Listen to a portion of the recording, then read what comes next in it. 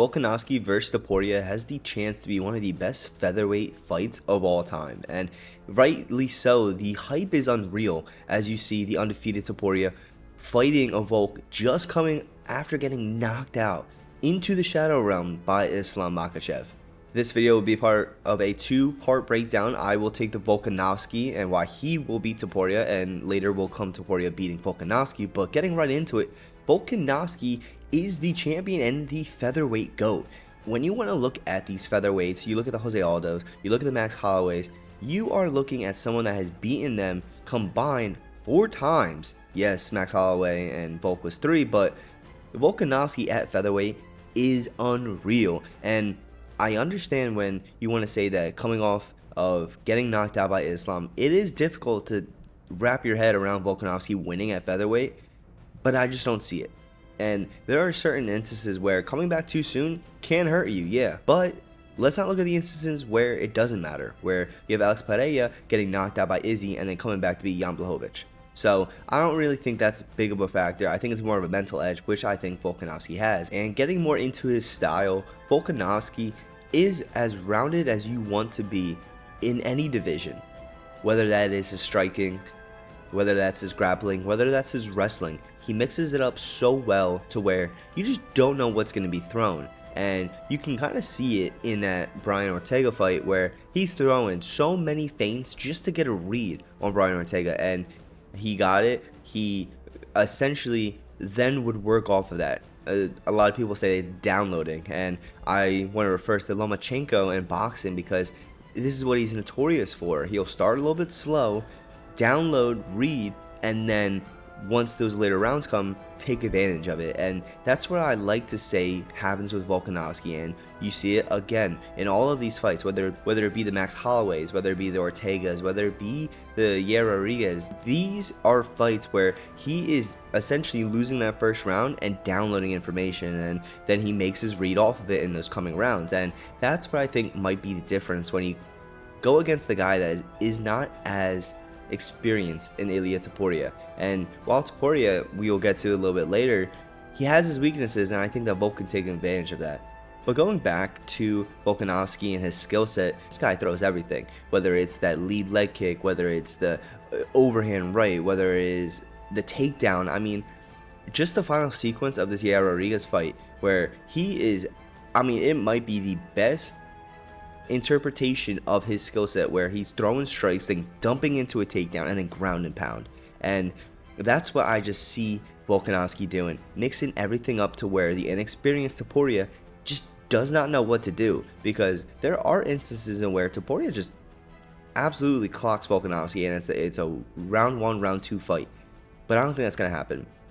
And when you want to talk about cardio, Volkanovski is the epitome of cardio, and this dude has been in 5-round fights, I don't know how many times. The Max Holloways, the Jose Aldos. I mean, like, this dude has proven he can go those championship rounds, as he is the featherweight champion, the GOAT. I mean, he could do it all. And one of the best skill sets that Volkanovski has is his pace control and kind of the championship mentality, where he will dictate the fight and he will ensure that, okay, I'm losing the fight, let me get 2 takedowns, let me get 3 takedowns, and makes adjustments in the fight where we don't really see these inexperienced guys do. We see a lot of these fighters, they'll get down, they'll get knocked 3 times in a fight, and they won't make any adjustments, and that's just not the same with Volkanovski. This guy makes, I don't know how many times he got dropped by Max Holloway and ended up winning the fight because he's like, oh, I split those 2 rounds, let me go get a takedown and win the fight. And that's exactly what you get when you look at someone like Volkanovski, that champion.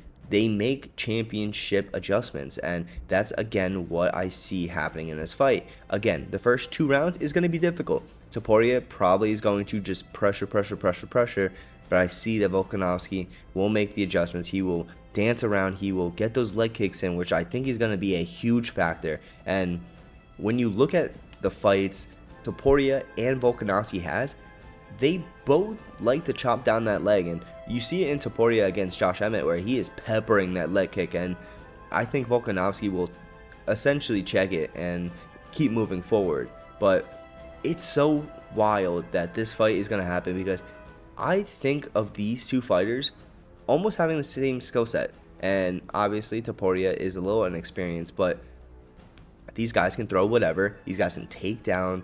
These guys can strike. Whatever you want, these guys can do. And the only difference that I see is Volkanovski is more of a, alright, I'm going to dump you and then rain ground and pound, as opposed to Topuria, where he's like, alright, I'm going to take you down and I'm going to hit you with some jiu-jitsu, arm triangle, or a rear naked or something like that.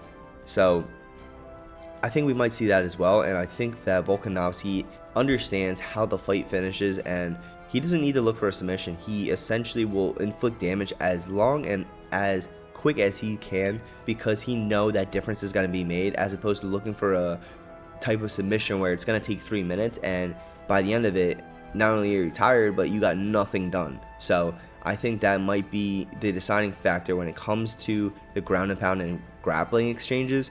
Topuria might be looking for a submission, while Volk is just going to inflict damage, and I think that accrued damage is going to be that factor. But going more into Topuria's weaknesses, again, we see pretty much the same fighter in these two, right? These guys are small guys that are not big guys in a division. They can throw whatever, they can take down whatever, but the one thing I have seen with both of them is they are very susceptible to the head kick. And obviously with Volkanovski, you saw it with Islam, and you even saw it with Max Holloway. He got dropped with that head kick at the end of the round. But Topuria, one of his weaknesses is, I believe, that head kick, where he got dropped before. And this is where I think the difference will be made, because when you make that with a fighter of a lower status, they're not going to take advantage of it as much as a champion in Volkanovski will. So the head kick, I think that Volk might start to pepper in those body kicks and essentially have the same game plan that Islam did against him. So essentially for Topuria's weaknesses, because he is so boxing rounded as well as wrestling, those leg kicks can just be eaten from him, and essentially Volk can go to town, and that's what I see Volk doing. So I think that Topuria needs to essentially make that a key while going into this fight, where he has to check the legs. But Topuria is very hands heavy and wrestling heavy, so there's no really in between, where we have a Yair Rodriguez where he is mixing in kicks, punches, all that type of stuff. Yes, Topuria is better than Yair when it comes to wrestling and everything, but I think this makes it so easy for Volk to download, to where he goes, alright, cool, he's going to try to do a left hook into a right overhand like he always does, or he's going to try to find that right hook, which he loves. If not, he's going to try to get into a clinch where he's not going to throw in knees, he's not going to go for anything other than a double leg, or maybe go for a high leg trip. But I think that Volkanovski is going to read Topuria his weaknesses that have been shown, where he either gets knocked down, or he gets way too boxing heavy, or he just does not check a kick, to where this 5-round fight can be 3 rounds with his leg getting eaten up. And then we have people saying, oh, well, Topuria would have won if his leg kick didn't get, yeah, whatever. So as a weakness, Topuria, he is very hands heavy. He doesn't check the kicks as much as you would like to, and at the end of it, he doesn't have the experience. We're looking at, again, Volkanovski, he's fighting the Ortegas, he's fighting the Holloways, he's fighting the Aldos, he's fighting the cream of the crop. And then we look at Topuria, and his best counterpart has been Josh Emmett.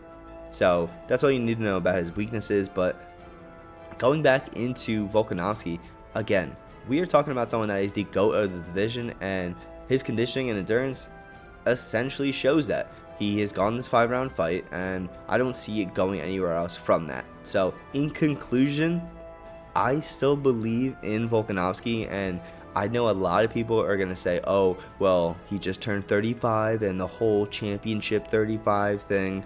Okay, well, if you're going to go off that, here's also a fun fact. The younger fighter is 15-6 in featherweight championship bouts in UFC history. And those 5 out of 6 instances where the older fighter won, guess who was the fighter?